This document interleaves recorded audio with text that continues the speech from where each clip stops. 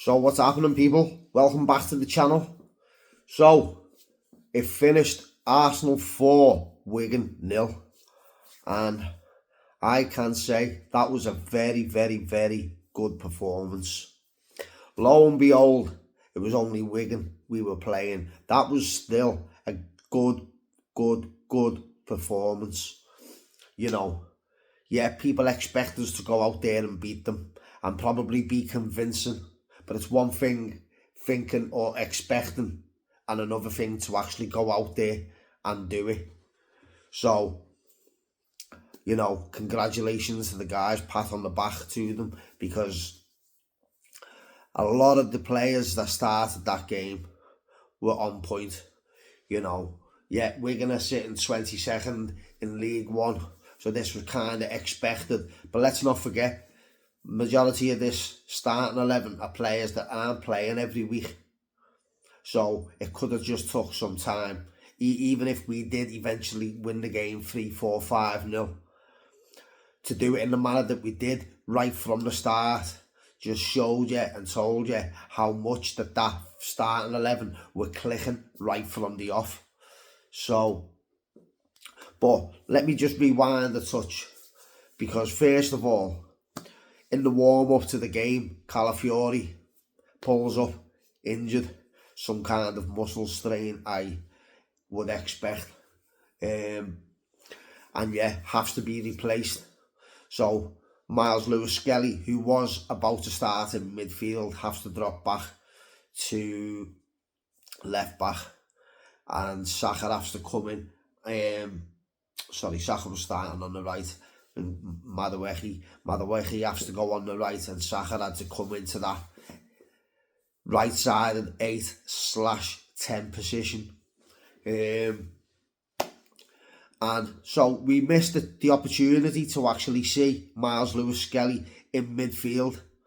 But personally, if it was a choice of having to see either Miles Lewis-Skelly in midfield or Saka in some kind of central role, I think I would have preferred to see Saka in the position that he was in, because since his injuries, I don't think it's working out for him on the wing. I think he's lost a yard or two of pace, and he's just not beating his man anymore. So I think a more central role would probably suit him.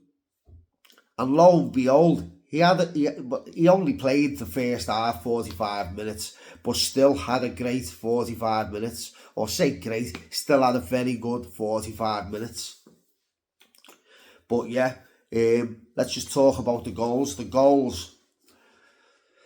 The 3 goals other than even the own goal, the build up to it was still very good. So every goal was on point. First goal after 10 minutes, Eze plays a sublime through ball through to Madueke, who hits it. He goes and hits it first time. Doesn't try and round the keeper or anything. Just hits it and slots it past the keeper first time. But that was the through ball of Eze was on point, and that's what we need to see from him more and more. And then 5-6 minutes later, again Eze on point. A lovely through ball, this time for Martinelli, who runs the ball into the box and slots it past the keeper for 2-0 again. But like I say, them 2 through balls from Eze, we need to see that on a more regular basis. And we know he's actually capable of that. That's what annoys, that's what pisses people off more and more with Eze as the season goes by, because we know what he's capable of. But when he's pulling it off like that, it's lovely to see. So yeah, third goal, Madueke cutting down the channel, gets to the byline, cuts the ball in, ball ends up going into the net off one of their players. But the build-up by Madueke, it was a great run and a great ball in. And that's another thing we need to see more of from Madueke, is more often than not, that final ball is not on point. But that was a decent delivery. And then on to the fourth goal. Christian Norgard with a delicious ball right over the top, straight into the feet of Gabriel Jesus, who puts it past the keeper and makes it 4-0. So at that point, I think there was only 28, 29 minutes gone, something like that.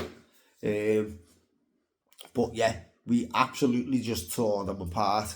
They couldn't get the ball off us whatsoever. And yeah, like I say, we all know it's Wigan. They're in dire straits at this point in time. They're not a very good team, but you've still got to go out there and perform. And that's exactly what they done. So they basically just rolled the half out then. So finished the half 4-0. Arteta made a sub. I don't know whether he made it. To be honest, I didn't fully watch. I was in and out of the second half. So I know he made a substitution at half time. I'm not too sure whether it was 1 or 2. But either way, the guys just took the foot off the gas in the second half. They conserved energy and everything else, and didn't risk injury.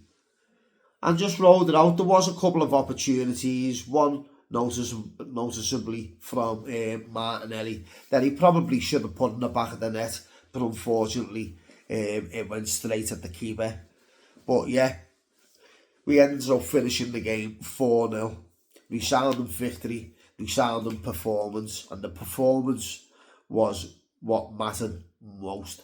That's what mattered more than the actual results. As long as we went through, it didn't matter what the result was, as long as the performance was on point. So I was quite happy with that. And on we go into the last 16, I'm pretty sure it is. So we can only just hope that this injury to Calafiori isn't too serious, because there's a few players with injuries that are picking up injuries a little too often and becoming they're becoming, I can't think of the word at the minute, injury prone, sorry.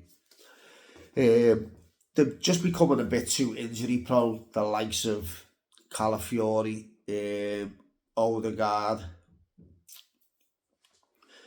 and I'm pretty sure there's 1 or 2 others in the squad, but certainly Odegaard and Calafiori, they're picking up injuries a little too often. And there's going to have to be serious talks about whether these players need replacing in the summer. Personally, I would replace both that I've just named.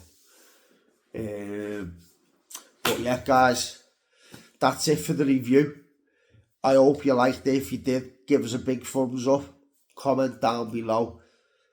Share the video far and wide, guys. And please subscribe. Can't ask for no more than that.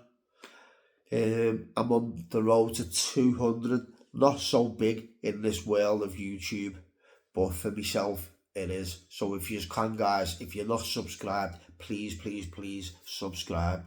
So until next time, guys, peace out. Come on, you Arsenal!